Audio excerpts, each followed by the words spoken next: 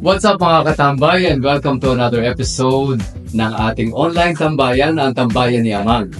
Maraming salamat nga pala sa mga nanood noong nakaraan na episode natin. Yung unang episode natin, yung pinakilala namin ng Orden o ang Order ng Adorna Fathers and Brothers. At ngayon naman, ang pag-uusapan natin ay isa sa pinakamainit at pinakamahalagang topics na pwede natin mapag-usapan dito sa tambayan. At ito nga ay ang topic tungkol sa nalalapit na eleksyon. Kung ano ba ang role ng simbahan, ano ba ang mga dapat nating malaman, ano ba yung dapat nating gawin, paano ba tayo magiging responsable sa ating pagboto. At upang mapag-usapan natin ang mga bagay-bagay na ito, meron ako dito mga kasama. Meron tayong mga guests at lahat ng mga guests na ito ay medyo talagang bihasang-bihasa sa kanilang mga linya na kaalaman at meron silang mga maiaambag sa ating pag-uusapan. At para makilala ninyo kung sino sila na yung magpapakilala sa kanilang mga sarili. Baka may masabi kasi ako na hindi maganda. So, without further ado, ito yung ating mga guests ngayong gabi. Ako nga po pala si Rhea from Soka Ministry po.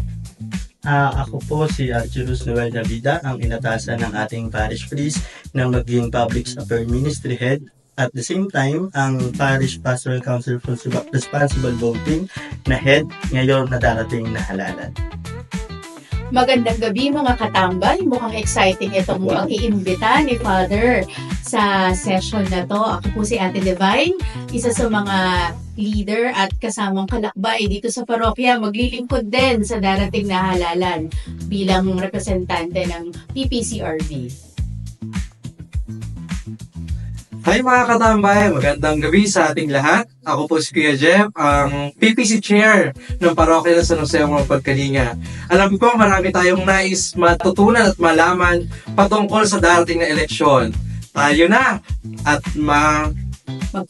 magkwentuhan tayo at malaman natin ang kahalagahan ng bawat boto. At Siyempre, hindi naman natin masasagot lahat. Lahat ng mga dapat natin pag-usapan sa sandaling oras na mayroon tayo. Kung kaya pag-uusapan natin kung ano man ang kaya natin pag-usapan. Sana, mapag-usapan natin ang mga bagay na pinakamahalaga. Kung kaya naman, simulan natin ang ating kwentuhan. Sige. G? Okay. Don't be shy. Napakabe. Tambayan to eh. Tambayan to. Mukhang mahaba-habang usapan nito, may kape.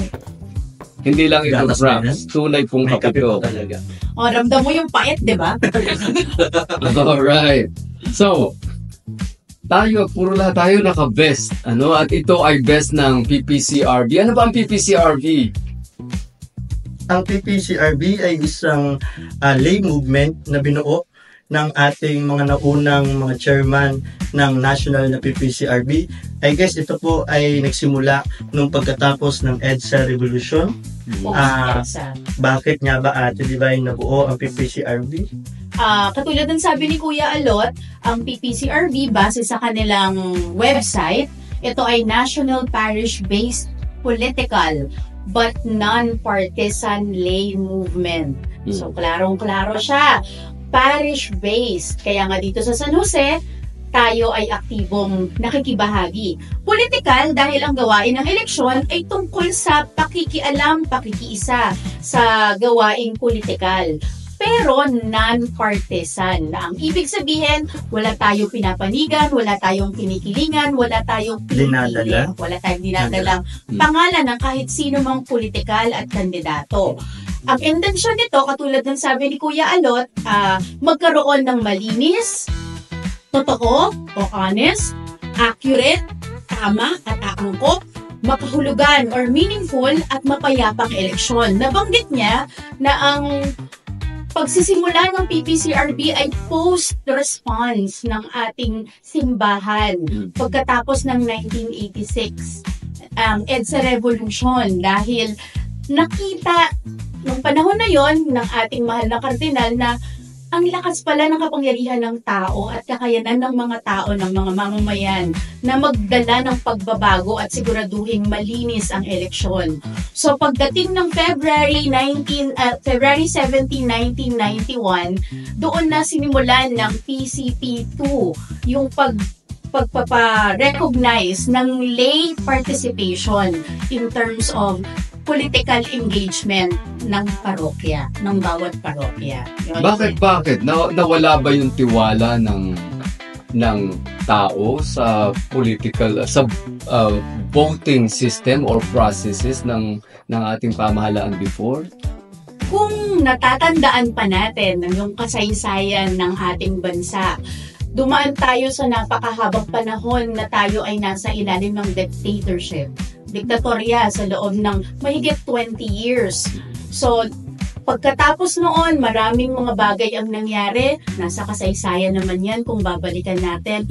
At makikita natin doon na parang nawala yung totoong diwa ng demokrasya. Because we are a democratic country. Nawala yun dahil napailalim tayo sa isang diktatorya. Hinamon ng mga tao sa pamumuno ng simbahan yung talamak na korupsyon, talamak na hindi pagbibigay ng karapatan sa tao, kawalan ng hustisya. Tinawag silang lahat at pumunta sa kalye. Kaya kilalang-kilala yung People's Power Revolution ng 1986. At tandaan natin tayo ang kaisa-isang bansa sa Asia na nakagawa ng ganoong lakas ng tao para magkaroon ng pagbabago. Tanong ni Father, nawala ba yung tiwala ng tao? Nawala. Kasi parang nasaan ba ang gobyerno? Kung natatandaan natin sa ating konstitusyon, may malinaw na paghiwalay ng simbahan at ng gobyerno. So the separation of church and state. Pero tandaan natin, hindi dapat ihiwalay yung pakikialam at dapat concern ng simbahan kung ano man yung nangyayari sa kalagayan ng tao.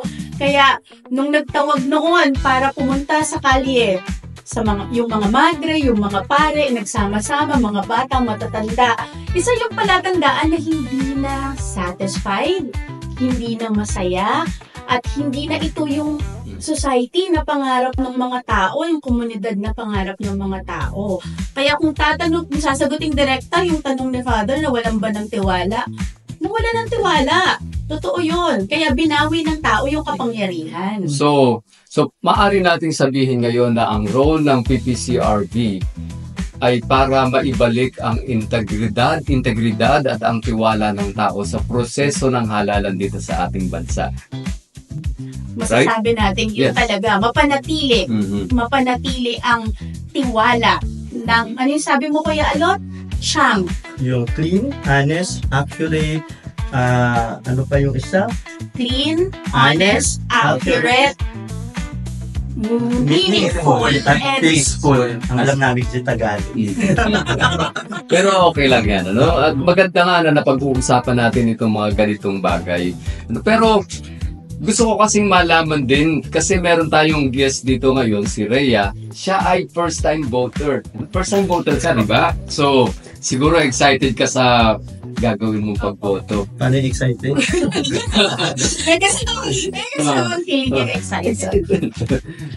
Bilang first-time voter, ano ba yung mga inaasahan mo? Ano ba yung, like, how do you feel right now? Ano ba yung inaasahan mo na magiging kahihinatnan? Ano po, parang ngayon po, nafe-feel ko po na parang I have right na po para mamili kung sino po yung mamumuno sa bansa natin. Parang I have right na po na kung ano po ang dapat na kilalanin, kung sino po yung mga taong uupo po sa ano po natin. Kung ikaw ang tatanungin, ano ba yung gusto mong tao uri ng politiko na mahalal sa ating pamahalaan? Ano po, para sa akin po yung dapat po may paki po sa bansa. Hindi lamang po para sa hindi lang po yung kurap, ganun po. Hindi ko. Very straightforward. Huwag sanang kurap. Totoo yan. I agree 101% na sana hindi kurap yung mahahalal na mga politicians natin. Kailangan ang mga politician natin talaga ay honest. Honest talaga. Hindi kurap. hindi manloloko, hindi magnanakaw, etc. etc. How about you, Mr. PPCRB Chair? Gusto ko lang dugtungan yung kay Rhea kasi siya ay bilang kabataan, 33% ayon sa datos ng COMELEC ang voters na mga kabataan ngayon, o yung mga kabataan na buboto. So, ganun kalaki. 33, parang 1/3 ng buong, kasi 65 million kung hindi ako nagkakamali ang ating mga botante ngayon. So, bilang kabataan, parang napakalaking bagay na suriin maigi ng mga kabataan bilang tayo naman lagi yung gumagamit ng social media. Alamin natin ang totoo, alamin natin ang hindi totoo. So, bilang kabataan, tuturuan din natin, paano natin kasi tuturuan yung nakatatanda na hindi agad basta-basta maniniwala sa mga kung ano napapanood, nababasa, nakikita nila. Kaya yung mga kabataan, actually, kalahati ng ating mga volunteers sa parokya, sa PPCRB, ay kabataan. Kasi kaya magandang nakikita na ng mga kabataan habang maaga pa lang yung pakikilahok dito sa ating gawain na mahalaga ang kabataan. Sabi nga, ang kabataan ang pag-asa ng bayan. Pero ang kabataan natin ay ang ngayon. No, so ngayon pa lang, napakagandang nakikilahok na, alam na nila yung mga dapat nilang iboto, alamin na natin ng maayos. So, maganda na susuriin nila na mabuti yung mga kandidato. Ano ba yung mga katangian ng mga kandidato na inyong iboboto? Sila ba ay karapat-dapat na iboto talaga? Sila ba ay mga tamang pinuno ng ating pamahalaan? Samahan pa natin, Father, siguro ng pagninilay. Parang bago mo i-shade o bago mo piliin, ipagdasal mo na din. Oo, kung tama ba yung taong pinipili. Correct. Kasi hindi natin dapat pinag-aaksayahan ng panahon, ng tinta, ang mga tao na wala naman talaga sa puso nila ang paglilingkod. So, what about you, Mr. PPC Head? Ayun Father, na-discuss na natin kung gaano ka-excited ang ating bagong botante na si Rhea. Si Kuya Lot, dinagdagan niya yung pag-asa ng kabataan na magmumula sa mga kabataan yung 1/3 ng mga boto para sa eleksyon na iyon. Idagdag na rin siguro na ang Father kung paano mamili ng tamang ihahalal. Paano nga ba? Ngayon darating na eleksyon, Unang-una po sa lahat, dapat kilalanin natin yung kandidato. Sa paanong paraan, nandiyan ang social media. Tayo, mga tao ngayon, napaka-techy natin. Tignan natin kung ano ba ang estado ng taong tumatakbo. Pangalawa, Father, kailangan may plataforma. Yung itong kandidato na ito. Kung paano niya gagamitin yung kanyang power, bilang isang politiko, kung saan niya gagamitin yung pera na ipagkakatiwala sa kanya. Baka naman kasi meron mga tao na iboboto sumayaw lang, meron pong ganun, Father, Namigay lang ng mga namigay lang, sumayaw lang, t-shirt. panalo na. Oo. At dahil siya ay kampiyon, panalo na rin agad. O kaya naman dahil siya ay isang sikat na religious leader. Oo, pwede din. Iboboto na natin. Yes po. Or influencer, So, pwede nating malaman yung kanilang track record, yung kanilang history, yung buhay nila. Baka dahil artista, hindi naman sa sinasabi natin ang artista ay walang magagawa sa bayan, pero tingnan natin, ano ba talaga yung maiaambag ng taong ito bilang isang artista. Kung ngayon pa lang sa interview, wala nang masabi kung plataforma, Tsaka yung edukasyon, yung background. Diba? Kasi kung ito man ay mga senador, ito ay gagawa ng batas. Tama ba, Father? At yung integridad din siyempre ng mga ihahalal natin. Yung integrity nila. Sila ba ay mapagkakatiwalaan talaga ng inyong boto? Nakakatakot kasi para bang nakasalalay ang future ng ating bansa. Dahil sa iboboto natin medyo hindi tama. Nakakatakot dahil sa katayuan ng bansa natin ngayon, nalulugmok tayo sa maraming tao ang naghihirap. Daming problema. Maraming problema. Dahil sa mga maling ibinoto natin, nakikita natin kung paano magbangayan ang mga politiko sa ating pamahalaan. At nakakaya ito sa mata ng mga Pilipino at saka sa mata ng mga ibang tao sa ibang bansa. At saka yung epekto, Father, pag naihalal natin yung hindi tama, yung epekto niya nasa maraming tao. Tayo yung No? sumasalo. Lalo na yung mga mahihirap, sila talaga yung naaapektuhan. Kung bumoto tayo ngayon, tapos na-realize natin na mali, sabi nga nila, nasa huli yung pagsisisi, na iluklok mo na eh. Tapos yung mga inaasahan mo sana na mangyayari para mapagbago yung buhay man lang, yung pag-asa lalo na ng mga nasa laylayan ng lipunan, mga walang trabaho dahil pinangakuan, parang wala ka nang magagawa kasi akala mo po kasi tutulong siya. Pero sabi nga ni Kuya Jeff kanina, kilalanin mabuti, alalahanin po natin magiging mga pag tumakbo ka, public figure ka. So dapat malaman ng tao yung agenda mo, ano yung interest mo. Kasi karamihan, hindi man sa lahat, marami dyan may mga vested interest. So dapat talaga maging maingat. Maging maingat tayo. Madaling gamitin ang social media. Yes. Yung po yung Sobra. totoo. At marami po mga fake accounts na nagbibigay ng mga impormasyon at ang nakakalungkot, wala po tayong sapat na kakayanan. Tama, Rhea? Mga kabataang babad sa social media. Pag nakita ninyo na may nagsasalita at nagsabi, nagkwento, paano mo malalaman na ngayon to nangyari? Pag nirecycle lang. Sige, Rhea, paano natin malalaman sa mga kabataan sa inyo? Anong ginagawa niyo? Tawag ito, ngayon din po kasi po nauuso po yung AI, hindi po tayo makakasigurado agad ngayon na kung totoo po ba yung tao na pinapanood natin. Kasi po, sa AI po, gumagamit na po sila ng mismong image ng tao. Kaya, Parang totoo talaga. Oo, tapos nagsasalita siya na parang totoong yun yung statement niya. Sige nga, Rhea, tulungan mo kami. Ay, parang nalayo na kitad natin. Kayo lang, kami. Rhea, tulungan mo sila. Tulungan mo na dalawang nasa gilid. Kamusta na ba ang mundo ng kabataan sa social media, lalong-lalo na ngayon na mapalapit ang eleksyon? sobrang hirap po magtiwala. Kasi nga po, kagaya po ngayon, ang dami pong fake news na kumakalat po sa Hindi po natin alam kung totoo po ba yung mga sinasabi ng tao, kung dapat po ba natin paniwalaan yung mga sinasabi po nila. So parang wala kayong way to know. So siguro magandang magsaliksik tayo sa mga tamang website. Yes. Yung mga source, mga nagayan. Sources natin, doon tayo magpo-focus. Hindi porket nakita natin sa internet ay merong isang mukha ng tao na nagsasalita. Yun Pero na yun. AI naman pala, kailangan natin i-verify yung authenticity ng napanood natin. Kasi baka naman hindi totoo. Ang dami-dami pa natin pwede pag-usapan talaga dito. Pero in short, gusto lang talaga namin na magkaroon ng kamalayan ang mga tao. Bumoto tayo ng tama sa darating na eleksyon.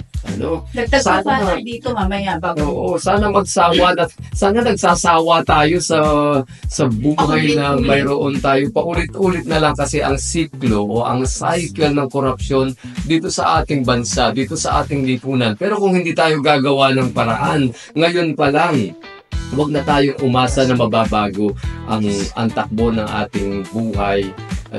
Malulugmok at malulugmok ang mahirap sa mas mahirap ang putik ng kahirapan. Kaya pag titignan mo, hopeless na. Actually, naging hopeless na ang makaraang May punto bang na? may hopeless na sila na pare-parehas lang naman sila, di ba? Sasabihin ng mga tayo, pare-parehas na sila, boto ko na yung boto ko para hindi ako mabola sa susunod na eleksyon. Oo, yun na lang yung intention. Diba?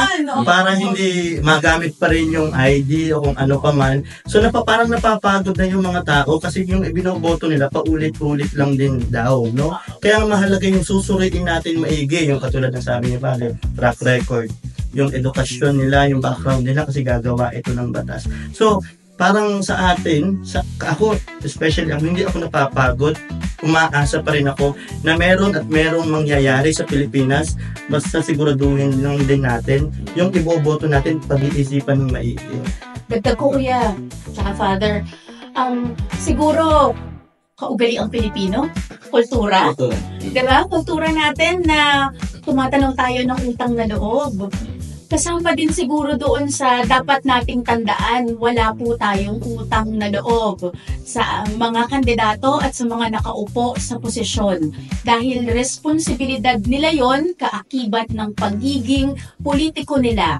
At dahil binoto natin sila, yun po yung trabaho nila talaga. Job description nila na maglingkod at mag-provide ng services para sa atin. Hindi po porke na kinailangan natin to at ibinigay nila, may utang na loob po tayo. Wala po.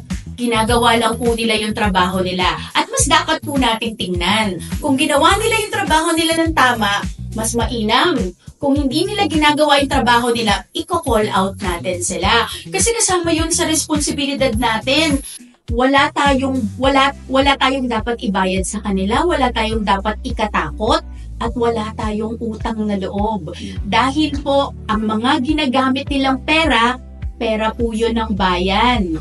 Tax po yun na ibinabayad natin at isinisingil sa atin. Pondo at kaban po yun ng mamamayang Pilipino na ipinagkatiwala lamang sa kanila.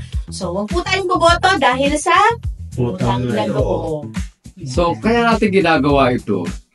Kaya tayo mayroong PPCRP ay para turuan ang mga tao, ano? Bigyan ng kamalayan ang mga tao para sa tamang pagboto. Hindi tayo basta namumulitika lang, hindi ito yung ating gawain, hindi ito yung ating gampanin. Ang gusto natin ay magkaroon ng pagbabago, may balik ang integridad ng halalan, ng proseso ng pagpili ng mga mamumuno dito sa ating bansa, lokal man o nasyonal na mga mamumuno sa ating bansa. Dumako naman tayo sa mga mas practical pa na kailangan nating malaman sa araw mismo ng eleksyon. Sa araw mismo ng eleksyon, ano ba yung mga kailangan nating malaman dito? Anong dapat ihanda? Ano ba yung mga dapat nating ihanda? Ang alam ko kasi, sa araw ng eleksyon, ang mga poll centers, ang mga presinto ay magbubukas sa ganap na alas 5 pa lang. Pero ito ay para sa mga Yes po, sa mga Special. PWD, Special needs. senior at mga pregnant. So, ito ay magsisimula ng alas 5 ng madaling araw. Siyempre sa init po siguro ng panahon, in-adjust ng COMELEC. Pero ito ay may oras, 5 to 7 a.m. lamang po. So, halimbawa, tayong mga hindi tayo pasok sa PWD, pregnant, or Elderly. mga seniors, yun nga. So, hindi mo tayo pwedeng makaboto ng ganun kaaga. So, wag kayong pupunta ng maaga. Kasi baka hindi rin ho kayo pabobotohin kasi hahanapan kayo ng kung ano-ano doon. So, pagdating ng 7 o'clock, doon po kayo pwedeng makaboto. Hanggang 7 p.m. po itong oras ng ating. Okay, yung mga PWD, yung mga pregnant, paano po kapag ito ay lumagpas ng 7 o'clock? Pwede pa rin po kayong bumoto. Ano ho? Kasi meron pong nakatinatawag na PPP o polling place para doon sa mga priority natin na binanggit kanina. Ang mangyayari kung hindi po ito makakaakyat, no, meron pong BEI o yung board ng doon mismo sa araw ng eleksyon, kada presinto, kukunin po nila yung balota ng tao na hindi makakaakyat, ibababa doon boto. Sila din po ang mag-aakyat. Usually nga po ang pinapaki ng mga atin ng mga teachers ay mga PPCRB. Ibig sabihin, ganun katiwala yung ating COMELEC, yung ating mga teachers sa PPCRB ng mga poll watchers natin. So, yun po yung oras ng ating eleksyon. Sa May 12 po ito. I guess ito po ay ginawa ng holiday, no? Nag-declare na ang ating Pangulo, no, na ang buong araw ng May 12 ay non-working holiday na. Para magkaroon ng pagkakataon. Yes. Ibig sabihin, mahalaga po talaga na bumoto. Ganun talaga siya kahalaga. Nakasalalay dito yung ating kinabukasan. So, kuya, ang official time para sa mga boboto ay 7 a.m. Yes, 7 a.m. 7 7 p.m. Actually, parang nakaraan hanggang 5 or 6 p.m. lang. Ngayon, 7 p.m. Ganun mo katagal. 7 p.m. Kung may nakapila pa po doon sa mga presinto, syempre, tatapusin po yun. Okay. Okay po, hindi po yun na hindi pwede, hindi patapusin. Okay. So at least alam natin na lahat ng boto ay maa-accommodate. Yes. Ano? So hindi natin titingnan kung ay wala ng oras. Meron pa. Basta pumunta tayo doon sa presinto, At kapag naroon kayo sa tamang oras, mas maganda, ma-accommodate kayo. Pero kung nakapila na kayo at kinapos tayo sa oras, tuloy pa rin ang Yes. magiging botohan. Basta ho, nakapila na kayo doon. Ano ho? Pero kuya, paano kung di ko alam kung nasan yung presinto ko? Ayun, yun po ang kaya nga kung meron tayong PPCRB na volunteer, isa sa mga volunteer natin ng PPCRB ay tinatawag na Voters Assistance Desk. Ito po yung naghahanap ng mga presinto. Ito po yung mga iba't iba natin mga volunteer doon sa school, nagaganapan. Meron po silang mga laptop sa harapan. Ibibigay nyo lang po ang pangalan ninyo, hahanapin ang makikita agad ang presinto, saan eksakto yung building na pagbobotohan natin. So, mahalaga na mahalaga yung tungkulin ng Voters Assistance Desk natin kasi sila talaga yung nakakatulong.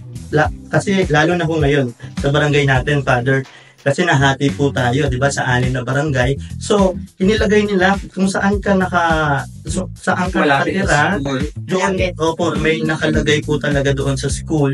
Kunwari tayo ay dito barangay 176B, ang ating school ay dito sa May Silanganan Elementary School. So, nabago. Marami Yes. mga nabago mga presinto. Oo, kaya nga sinasabi ko po kay Father nung linggo, nung nag-a-announce po siya, sabi ko, Father, pakisama po na hanapin nila, siguraduhin nila. Mas maaga, Yes. mas makina. Kasi po dito po sa simbahan, no, meron na po tayong Voters Assistance Desk every Sunday. Last Kasi Sunday, advance tayo mag-isip.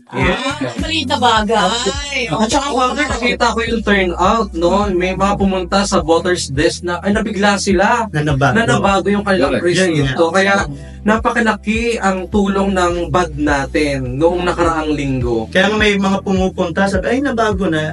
Minsan may pupunta, sabi, hindi, alam ko na yan. Eh, hindi po nila alam na ito ay nabago. So, kaya po kami naglagay dito ng every Sunday, yung 2 Sundays at darating na Sunday bago ang eleksyon. Kasi po, para makamenos na doon sa mga tao. Parang, Yeah. di ba, pagka pupunta ka na doon, alam mo na agad yung presinto mo, titignan mo na lang kung saang building ka. Mas kampante ka, Oo, di ba? Correct, correct. Hindi ka matataranta. Imbis na Hindi ka napipila. Oo, Hindi ka napipila. At saka kardagan din nun na siguradong botante ka. Oo. Kasi nandun yung pangalan. Hindi ka maiinis. Hindi ka maiinis. Kasi po minsan mawawala yung... Hindi ka na lang. Oo. Alam mo naman, pilitin mo na naandun ang pangalan mo kahit wala naman. Minsan ay, Father, no, may mga cases po dito sa atin. Tayo ay volunteer pero tayo ang inaaway ng tao. Di ba? Kaya paano yung gano'n? Kasi, yun po, minsan po kasi, pag hindi kayo nakaboto ng isang beses, inaalis na po nila. Yung So, kailangan yung ipa-activate yung inyong para makaboto uli kayo sa susunod. Pero hindi ito kasalanan ng ating mga PPCRB volunteer. Ito nga po ang laging tumutulong para mas mapadali, mapabilis yung buhay natin ng araw ng eleksyon. So, sinong sasagot ng tanong ko kung hindi ako Actually, makakaboto? Meron pong tinatawag na DESO, doon po sila, yung mga principal o may mga COMELEC po na naka-assign representative doon sa school. Kaya ang ginagawa namin, itinuturo po namin doon kasi sila po ang tamang pwedeng sumagot doon sa mga complaint. o kung ano yung nangyari, no? Yes po. May tanong po ako, bilang bagong voter po, ano po yung mga pwede at hindi pwedeng gawin sa Sa loob? darating na Yes. Yun, mahalaga hong malaman din ho natin yun. Minsan may mga nagdadala kasi sa labas po ng school, may mga nagbibigay po yan ng mga... Pulyetos. Oo, napakaluma na pulyeto. Kasi mga flyers. Kami mukha ng mga politiko. Okay. Kasi naman polyetos, hindi alam ni Rhea yung polyetos. Pero pakilang yung PPCRB ko na doon, pang-apat na po siguro, Father. Kaya medyo ano na. Basta. So, ano balik Kaya na nga, balik tayo doon. Hindi po pwede yung mga ganong flyers na magdadala na may mga malalaking mukha. Ang pinapayagan lang po sa pagkakaalam po, sarili ninyong listahan. Kasi minsan po, di ba makakalimutan naman talaga natin eh. Mas mainam talaga. Yes, hindi pwede po yung mga pamaypay, hindi po pwede yung lalo na kung ikaw ay may ink na hindi po pwede yun.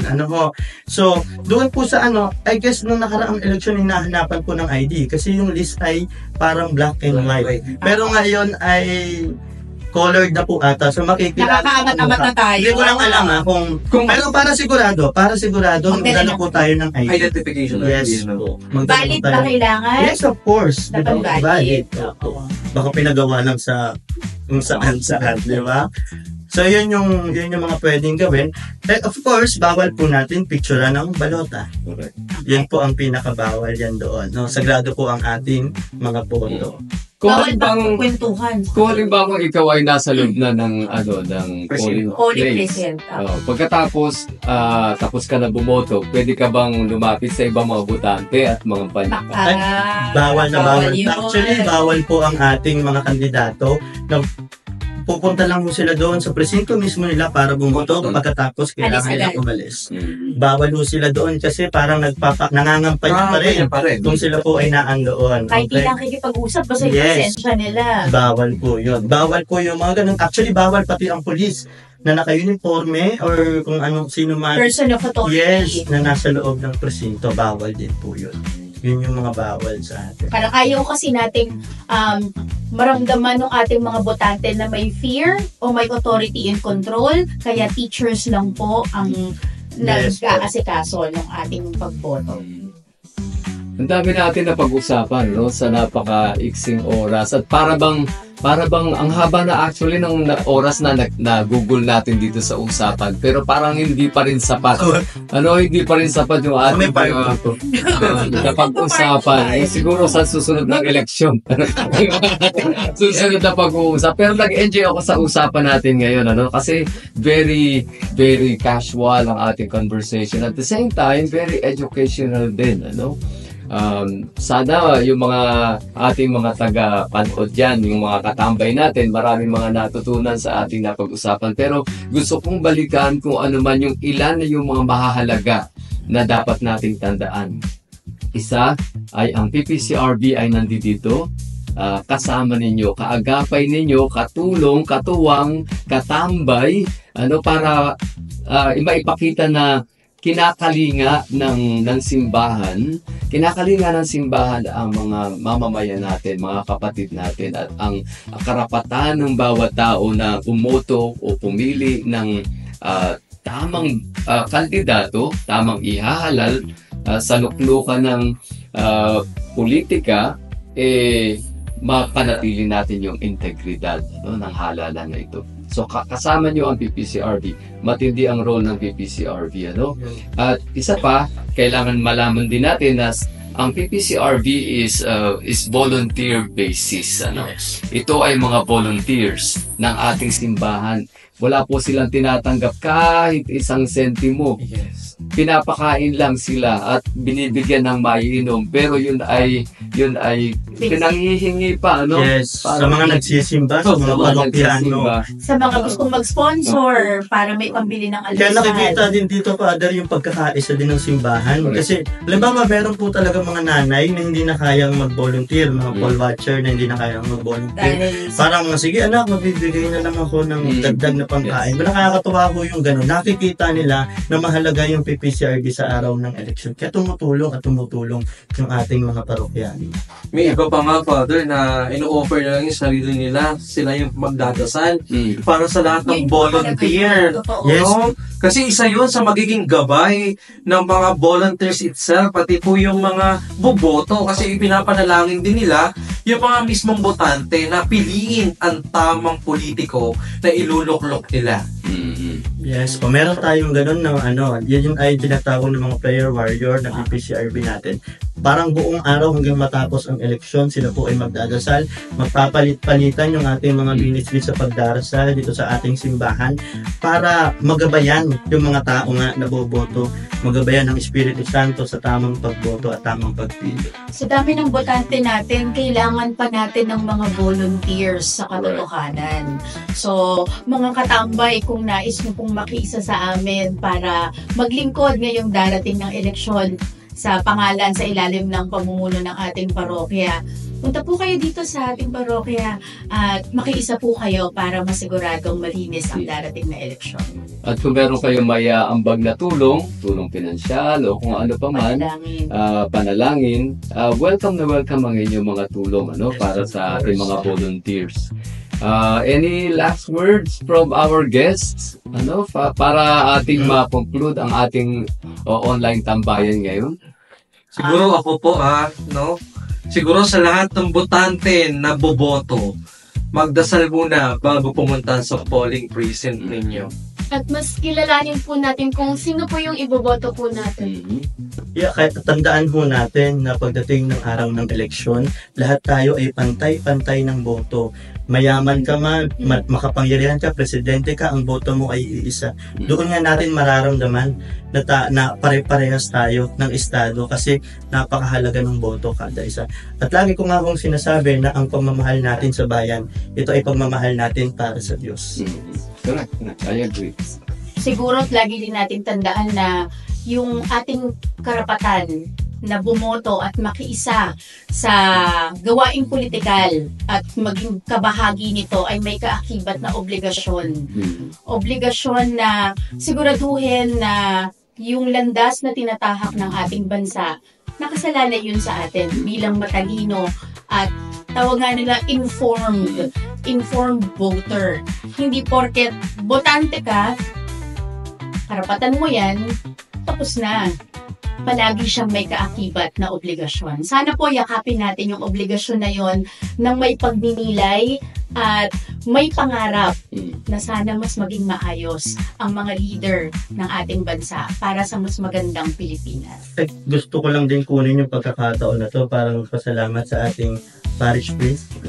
Napaka-supportive. Parang sa lahat ng aspeto, siya mismo ang nag-a-announce. Nakikita niya. Ay, totoo ito. Maniwala ko kayo. Sobrang ilang buwan pa lang po ang ating mga kapariana, especially si Padre Melvin. Nung nalaman niya na kailangan natin ng PPCRB, siya mismo ang nag-a-announce. Siya mismo ang nangihingi. Medyo makapal na nga ata ang pesto. Pero ito naman kasi ay para sa ating mga volunteer, kaya isang bagsak para kay Father. Hindi, ako gusto ko magpasalamat sa ating mga volunteers. Hindi ko may sasama lang natin lahat ng volunteers dito sa silid na to. Pwede sana, kaya lang siksikan. Ang dami-dami kasi mga volunteers. At nagpapasalamat ako dito sa parokyang ito dahil maraming tumutugon sa panawagan ng simbahan para makiisa, mapangalagaan ang ating gagawing proseso ng paghahalal. Pero sa ngayon, sa ngalan ng mga ibang mga miyembro ng ating mga volunteers ng PPCRB, gusto ko magpasalamat kay Rhea bilang first-time voter natin at guest. Excited kami para sa iyo, at the same time hopeful. Okay, pagbalaki mo yan ha. Oo, Text niya yan. Salamat Rhea, salamat din kay Argyros, ang ating PPCRB chairperson. Kagalak-galak ay kay Ate Divine, hindi ko nasasabihin kung anong tunay niyang pangalan, pero ang ganda kasi ng Divine, o Divina Gracia. That's so divine.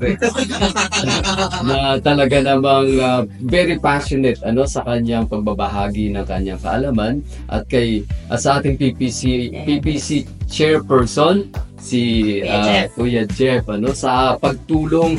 Walang kapaguran din si Mr. Chair, si Kuya Jeff sa ating mga volunteers, sa mga gawain pangsimbahan, yung pakikisa niya dito sa proseso ng halalan. Hindi rin naman natin pwedeng sabihin na nagkukulang siya. Hindi, talagang bigay na bigay din ang kanyang sarili. At sa ngalan po ng mga bumubuo ng PPCRB, nagpapasalamat po kami sa inyo, sa inyong lahat. Sana magsama-sama pa rin tayo sa pagbabantay sa mga boto, pangalagaan natin ang integridad ng ating halalan. Maraming salamat sa inyong mga guests ko ngayong gabi. Thank you po. Maraming salamat sa mga nanood at nakiisa sa ating online tambayan. Hanggang sa muli, magkita-kita tayo dito sa tambayan ni Ama.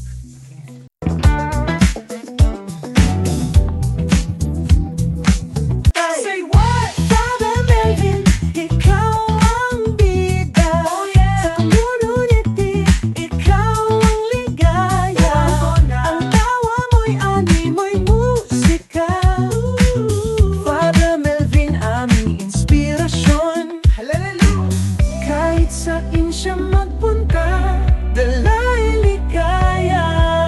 Oh yeah, kanyang presensya.